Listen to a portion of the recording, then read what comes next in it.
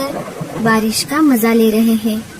जिन पंछियों के घोंसले पक्के हैं उनके लिए बारिश बहुत अच्छी है, लेकिन जिनके घोंसले कमजोर और बिना छत वाले हैं उनके लिए ये बारिश जरा भी अच्छी नहीं है। माँ, ये बारिश कितनी अच्छी होती है। मुझे खिड़की से बारिश देखना बहुत अच्छा लग रहा है। माँ, मुझे बहुत ठंड लग रही है। बारिश अपने जोरों पर थी। देखते ही देखते बारिश का पानी जंगल में जमा होने लगा। जैसे जैसे बारिश तेज होती गई, बारिश का पानी पंछियों के घोंसले तक पहुंचने लगा। अरे बाप रे, अब तो बारिश का पानी मेरे घोंसले तक आ गया। मुझे जल्दी से बाहर निकलना होगा। जैसे ही रानू चिड़िया अपने घोंसले से बाहर आ गई, उसका घोंसला पानी में बह गया। पता नहीं ये बारिश कब रुकेगी। मैंने घर में जो अनाज जमा करके रखा था वो भी अब खत्म हो रहा है। तभी वहाँ पर मुनमुन कबूतर आ जाती है। अरे मुनमुन, इतनी तेज बारिश में तुम यहाँ कैसे? अरे लाडो, क्या तुम्हें नहीं पता? अभी थोड़ी ही देर में जंगल में बहुत बड़ा तूफान आने वाला है। उसमें हम सभी पंछियों के घोंसले डूब जाएंगे। चलो यहाँ से हम सभी को किसी सुरक्षित जगह पर जाना होगा। जब तक ये बारिश चलेगी हम सब वहीं पर रहेंगे। मुनमुन बहन, मैं मेरे अंडे को छोड़कर कैसे आ सकती हूँ? लाडो, अगर तुम अभी यहाँ से बाहर नहीं आई तो तुम इस बड़े तूफान में फंस जाओगी। तुम एक काम करो, ये अंडा साथ लेकर चलो। थोड़ी ही देर में लाडू के भी घोंसले में पानी जमा होने लगता है। अरे बाप रे, अब तो हमें बाहर निकलना ही पड़ेगा। लाडो अपने अंडे को अपने पंजों में पकड़कर घोंसले से बाहर आ जाती है। जैसे ही दोनों बाहर आ गई, घोंसला बाढ़ के पानी में बह गया। अरे बाप रे, अच्छा हुआ हम समय रहते ही बाहर आ गए। कालू कौवा भी अपने घोंसले से बाहर आ गया था। कालू कौवा लाडो और मुनमुन के पास आ ही रहा था। तभी लाडो के पंजों से अंडा फिसल जाता है और बाढ़ के पानी में गिर जाता है।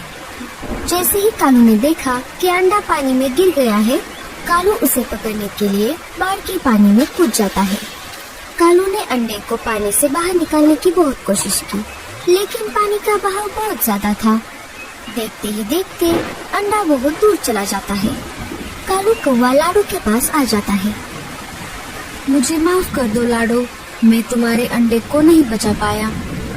जब तक बारिश चलती रही, सारे पंछी जंगल के बाहर वाले एक गुफा में रहने लगे। कुछ दिनों बाद बारिश कम हो गई। जंगल में बाढ़ का पानी भी धीरे धीरे उतरने लगा। एक एक करके पंछी जंगल में वापस आने लगे और अपना अपना घोंसला फिर से बनाकर रहने लगे। अरे मेरे बेटे, क्या हुआ? मम्मा, दूसरे जंगल से हमारे जंगल में एक नया पंछी का बच्चा हमारे साथ खेलने के लिए आता है। हम दोनों दोस्त बन गए थे, लेकिन आज उसने मेरे साथ झगड़ा किया और मुझे मारा भी।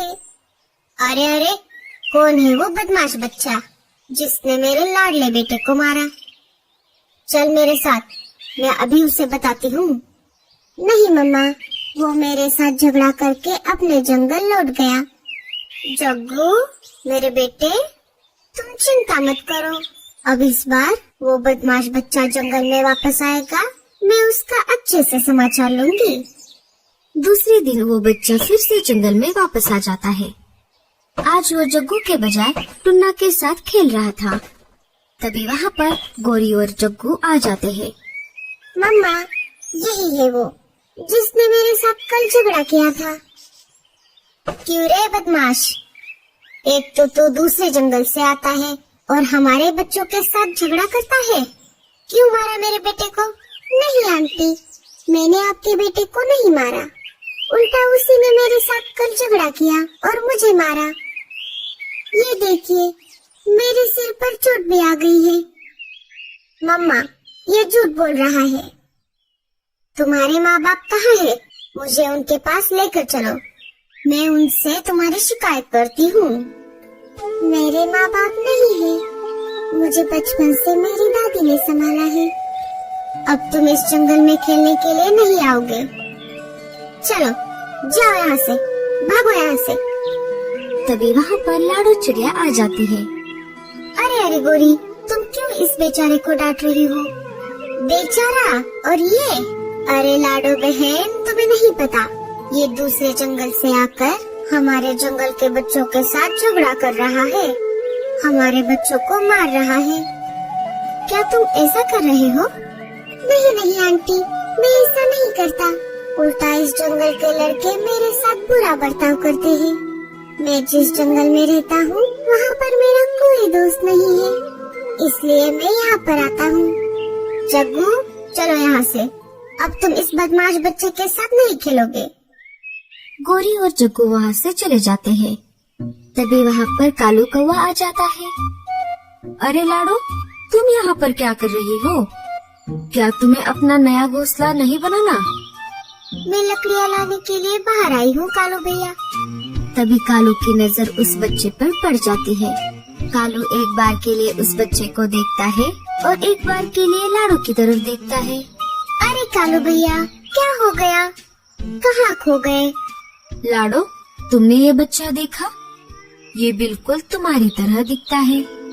हाँ कालू भैया, अगर उस तूफान में मेरा अंडा ना बेता तो मेरा भी बच्चा आज इसके जैसा होता। दोनों बात कर ही रहे थे, तभी पेड़ की एक डाली टूटकर उस बच्चे के ऊपर गिरने ही वाली होती है। तभी लाडो उस बच्चे को वहाँ से हटाकर खुद उस डाली के नीचे आ जाती है। लाडो डाली के नीचे फंस जाती है। अरे बाप रे, ये क्या हो गया? लाडो रुको, मैं अभी मदद लेकर आता हूँ।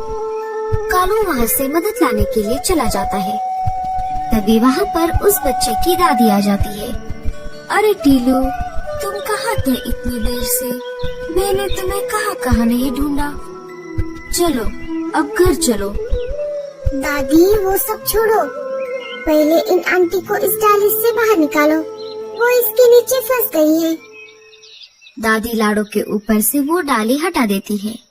अरे चिड़िया, तुम इस डाली के नीचे कैसे फंस गई? दादी, ये डाली मुझ पे गिरने वाली थी, लेकिन मुझे बचाने के चक्कर में ये डाली इन्होंने अपने ऊपर ली।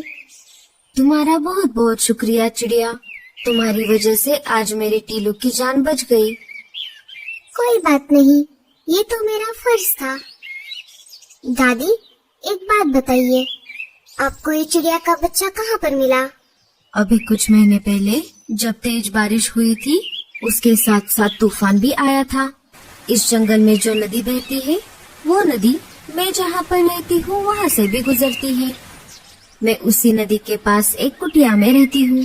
एक दिन मैं पानी लाने के लिए नदी की तरफ गई थी, तब एक अंडा मुझे उस नदी में बहता हुआ दिखाई दिया।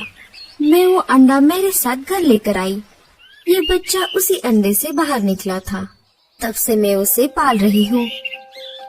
लाडो, क्या तुम भी वही सोच रही हो जो मैं सोच रहा हूँ? हाँ हाँ कालू भैया। कालू सारी बातें दादी को बता देता है। ये तो बहुत अच्छा हुआ, मुझे बहुत चिंता थी। मैं इस बच्चे को पूरी जिंदगी अकेले कैसे पालूंगी, क्योंकि ये एक चिड़िया का बच्चा है और मैं तो एक इंसान हूँ। दादी, आपका बहुत बहुत शुक्रिया। आपकी वजह से मुझे मेरा खोया हुआ बेटा वापस मिल गया। टीलू भी अपने माँ से मिलकर बहुत खुश हुआ था। देखा तुमने लाडो, ऊपर वाले के घर देर है लेकिन अंधेर नहीं। लेकिन लाडो, अब तुम अपना घोंसला कैसे बनाओगी? तुम तो घायल हो गई हो। कोई बात नहीं चिड़िया, मैं तुम्हारी मदद करूँगी। चिड़िया, इस शीशी में जो पानी है वो कोई मामूली पानी नहीं है। इस पानी को तुम जिस किसी भी चीज पर छिड़कोगी वो अपने आकार से 100 गुना ज्यादा बड़ा हो जाएगा। अब मैं चलती हूँ, मैं तुम सबसे मिलने के लिए दोबारा आऊंगी। दादी को टीलू को छोड़कर जाने का मन नहीं कर रहा था, लेकिन फिर भी वो दिल पर पत्थर रख के वहाँ से चली गई।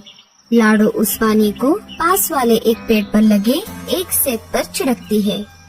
थोड़ी ही देर में वो सेब अपने आकार से 100 गुना बड़ा हो जाता है। गूंगा मौसी उस सेब को पूरा अंदर से खा जाती है और लाडो के लिए एक अच्छा सा घर बना देती है। लाडो और टीलू उस सेब के घर में खुशी खुशी अपनी जिंदगी बिताने लगते हैं। तो दोस्तों, कैसी लगी आपको हमारी ये कहानी? हमें कमेंट्स में जरूर बताना, और स्टोरी अच्छी लगी तो लाइक और शेयर जरूर